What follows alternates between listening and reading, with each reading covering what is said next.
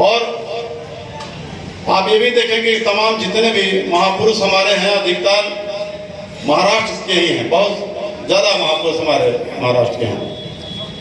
संत गाडगे जी का जीवन जो है पूरा समाज की सेवा करने में, समाज को उपदेश देने में, लोगों को शिक्षा का महत्व बताने में, स्वच्छता का अभियान चलाने में, इसके लिए संत गाडगे महाराज जाने जाते हैं। उनकी कार्य की शैली ये थी कि अगर किसी गांव में कोई नाली भी अगर जाम हो गई हो तो वो शिकायत करने नहीं जाते थे, बल्कि अपने हाथ से उसकी सफाई करना शुरू कर देते थे। तो तमाम गांव के लोग इकट्ठा होकर के उनके सफाई में सहयोग करते थे। संत गाडगे महाराज का जीवन बहुत ही निर्धनता में बीता था। उनके पिताजी को कुछ नशे आदि की लत पड़ गई थी, जिसकी वजह से उनका परिवार कमजोर हो गया। उनके पिताजी की मृत्यु हो गई और वो अपने मामा जी के यहाँ जाकर के अपना रहने लगे और उनकी खेती बाड़ी देखने लगे। लेकिन तथागत गौतम बुद्ध की तरह से ही ठीक 29 वर्ष में संत गाडगे महाराज भी अपना घर परिवार छोड़ करके समाज की सेवा में, समाज को रास्ता दिखाने के लिए निकल चुके।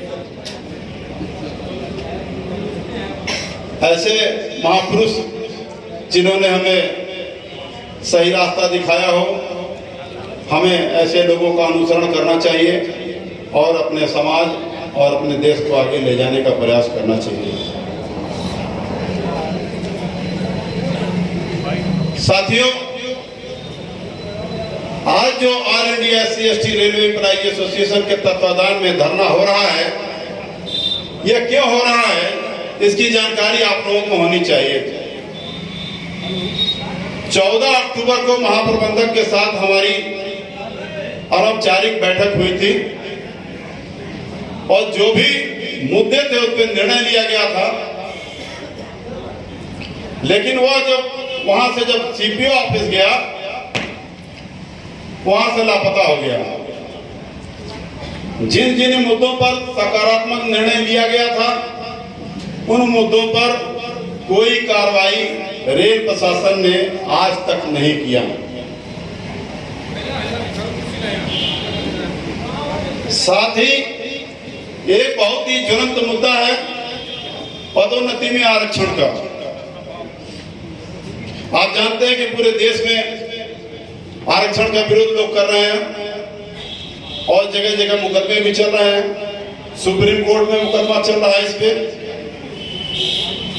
लेकिन सुप्रीम कोर्ट ने आज तक ये मना नहीं किया कि पदोन्नति में आरक्षण नहीं देना है। इसलिए पदोन्नति में आरक्षण कहीं लागू हो रही थी, कहीं लागू नहीं किया जा रहा, कहीं मनमानी किया जा रहा है। इन सब बातों से महाप्रबंधक महोदय को अवगत कराया हमने। अभी जो लेवल 7 से अपग्रेडिंग का मामला है, सबसे ज्यादा ज्वलंत मामला ये है। अपग्रेडिंग में इन लोगों ने टेंडेंसी बना ली कि पदोन्नति में तो आरक्षण देंगे, लेकिन सिर्फ सिलेक्शन में देंगे, सुटेबिलिटी में नहीं देंगे। जबकि रेलवे बोर्ड ने स्पष्ट किया हुआ है सिलेक्शन और सुटेबिलिटी दोनों में देना है। ये महाप्रबंधक महोदय से हमारी जो चर्चा हुई थी, उसमें हमने उनको बताया कि रेलवे बोर्ड ने एक पत्र जारी किया हुआ है क्लैरिफिकेशन देकर के अपग्रेडिंग में रिजर्वेशन देने के लिए।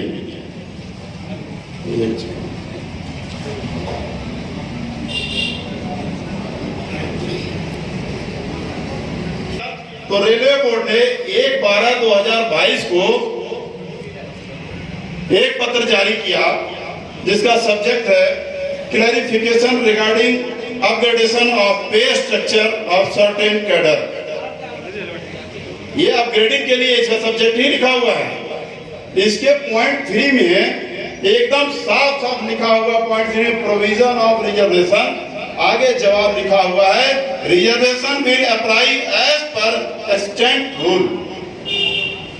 अब ये यानी रेलवे के अधिकारियों के समझ में नहीं आ रहा है कि अगर सिर्फ सिलेक्शन में देना होता तो अपग्रेडेशन के लिए क्लेरिफिकेशन ये रेलवे बोर्ड क्यों जारी करता।